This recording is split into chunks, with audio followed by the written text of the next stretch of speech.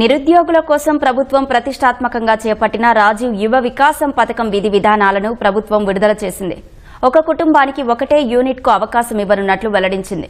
SC వర్గీకరణ, తెలంగాణ రాష్ట్ర ఉద్యమాల్లో మరణించిన వారి కుటుంబాలకు ప్రాధాన్యం ఇవ్వనున్నట్లు తెలిపింది.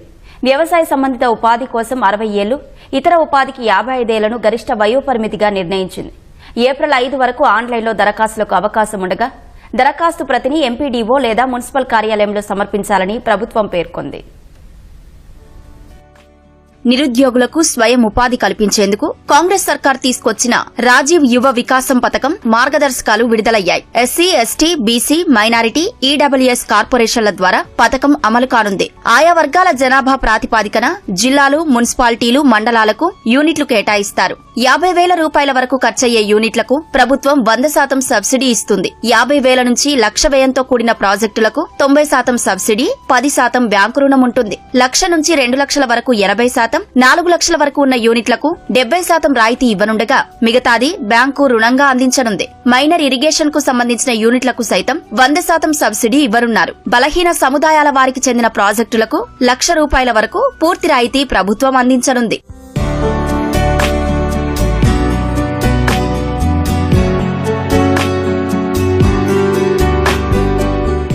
గ్రామీణ ప్రాంతాల్లో 1,00,000, పట్టణాల్లో 2 లక్షల రూపాయల వరకు వార్షిక ఆదాయం ఉన్నవారు రాజీవ్ యువ వికాసం పథకానికి అర్హులు. వ్యవసాయ అనుబంధ యూనిట్లకు 21 నుంచి 60 ఏళ్లు, మిగతా యూనిట్లకు 21 నుంచి 55 ఏళ్ల వరకున్న వారిని అర్హులుగా ఖరారు చేశారు. ఆధార్ కార్డు, తెలంగాణ ఏర్పడిన తర్వాత తీసుకున్న కుల ధృవీకరణ పత్రం, ration card, passport size photo ఉండాలి. రేషన్ కార్డు లేని వారు ఆదాయ ధృవీకరణ పత్రం సమర్పించాలని ప్రభుత్వం తెలిపింది. రవాణా సంబంధిత యూనిట్లకు డ్రైవింగ్ లైసెన్సు, దివ్యాంగులు సదరం సర్టిఫికెట్లు సమర్పించాల్సి ఉంటుంది. 5 ఏళ్ల వరకు ఒక కుటుంబానికి ఒకటే యూనిట్ కేటాయించనున్నట్లు సర్కార్ స్పష్టం చేసింది.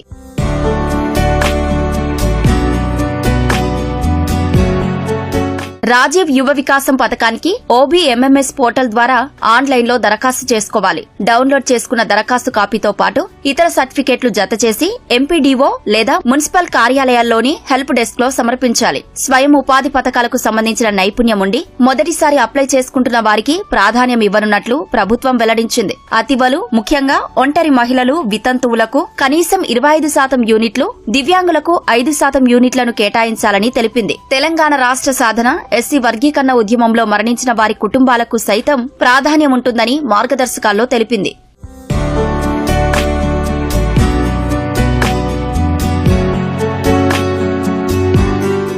దరఖాస్తుల పరిశీలన, లబ్దిదారుల ఎంపిక కోసం ఎంపీడీఓ లేదా municipal commissioner, zonal commissioner convener గా మండల స్థాయి కమిటీ ఉంటుంది. కమిటీలో కలెక్టర్ నియమించిన ప్రత్యేక అధికారి, మండల పరిధిలోని బ్యాంకుల మేనేజర్లు, DRDA ప్రతినిధి, ఎస్సీ, ఎస్టీ, బీసీ, మైనారిటీ కార్పొరేషన్ల అధికారులు సభ్యులుగా ఉంటారు. దరఖాస్తులు, ప్రతిపాదిత వ్యాపారాల సాధ్యాసాధ్యాలను పరిశీలించి అర్హులైన వాటిని సంబంధిత కార్పొరేషన్లు బ్యాంకులకు పంపిస్తాయి. కలెక్టర్ చైర్మన్ గా, DRDA PD కన్వీనర్ గా ఉండే జిల్లా స్థాయి కమిటీ లబ్దిదారుల జాబితాను ఖరారు చేస్తుంది. ఇన్ఛార్జ్ మంత్రి ఆమోదంతో కలెక్టర్లు లబ్దిదారులకు మంజూరు ఉత్తర్వులు అందిస్తారు.